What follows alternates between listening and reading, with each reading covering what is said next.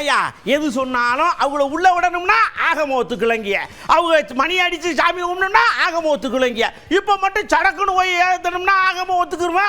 என்னையா நீங்களும் உங்க ஆகமும் அப்படின்னு லேசா கொஞ்சம் விசனப்படுதாங்க. அளவீட்டு கல், ஒரு சர்வே கல்லு மேல போய் தீபம் ஏத்தணும்னா இதுதான் இந்துக்களுடைய மனசை புண்படுத்தக்கூடிய ஒன்று.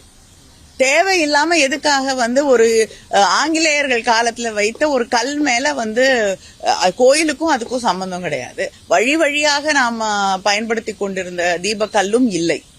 அது இல்லாமல் ஆங்கிலேயர்கள் காலத்திலே ஒரு நிலத்தை அளப்பதற்கு வைக்கப்பட்டிருக்கக்கூடிய கல் மேல போய் தீபத்தை ஏற்ற வேண்டும்.